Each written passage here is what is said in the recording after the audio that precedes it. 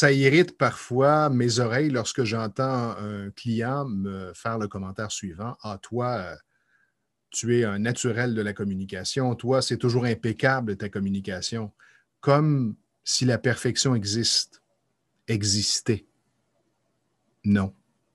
Je suis loin d'être toujours impeccable et je pourrais faire témoigner plusieurs personnes qui vous raconteraient que par moment, ma communication est plutôt difficile. Par moment, je suis fermé, je communique peu, je ne me sens pas à l'aise dans tel ou tel contexte.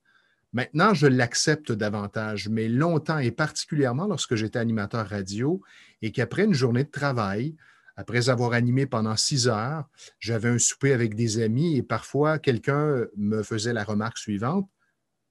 T'es pas animateur, toi? Pourquoi est-ce que tu parles pas?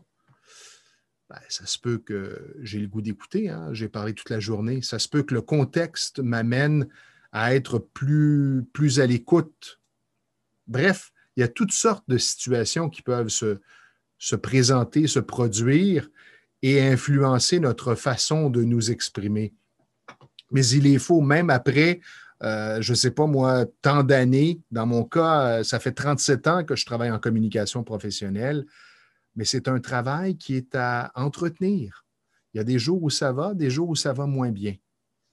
Ça m'amène à vous raconter quelque chose dont je suis pas vraiment fier. Ça s'est produit il y a quelques jours, alors que j'assistais à des feux d'artifice à l'extérieur. On s'est rendu sur place. Il y avait différents sites pour éviter des grands rassemblements. C'était organisé par la ville de Sherbrooke.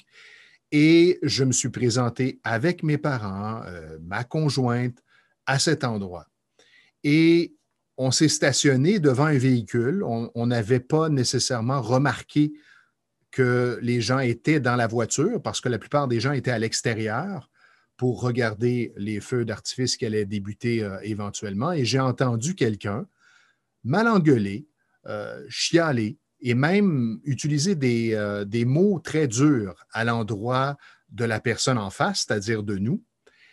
Et sur le coup, je n'ai pas réagi. Lorsque je l'ai entendu répéter les mêmes commentaires, là, j'ai été pris d'une réaction émotionnelle assez forte. Je suis allé voir la personne et je lui ai dit, c'est quoi ton problème? Et vraiment, mon ton laissait montrer que l'émotion était assez importante à l'intérieur de moi. Et ça nous a amené à échanger. Euh, Disons que l'échange a été plus ou moins agréable et plus ou moins positif. Ça s'est tempéré, ça s'est calmé, ça s'est bien réglé. Mais après, sur le coup, là, je n'étais vraiment pas fier de moi et je me disais, qu'est-ce que je viens de faire? Pourquoi j'ai réagi comme un homme préhistorique? Et ensuite, ben, j'ai fait preuve d'indulgence. Puis je me suis dit, je suis un humain, je suis un être d'émotion, et là, ben, j'ai été pris par surprise, et le commentaire qu'il a fait, qui était impoli, qui était, je dirais, direct, même disgracieux, ben, ça allumait un interrupteur en moi et ça m'a fait réagir, tout simplement. Au moins, j'ai pu me contenir et ça s'est bien terminé. Et c'est ce qui compte en bout de ligne. Et je sais maintenant ce que je dois faire pour éviter que ça se produise, ça se reproduise dans un autre contexte.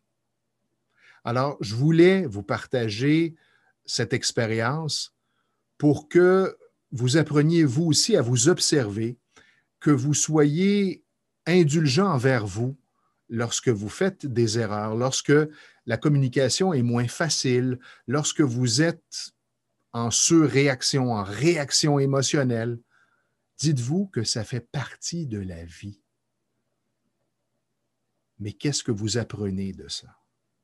Qu'est-ce que ces expériences vont vous permettre d'améliorer pour la suite? Et si on apprenait tous les jours? Et si, au lieu de voir les erreurs, ce qu'on appelle les erreurs, si on voyait plutôt des opportunités, des expériences qui nous permettent d'apprendre et d'évoluer. À vous de jouer.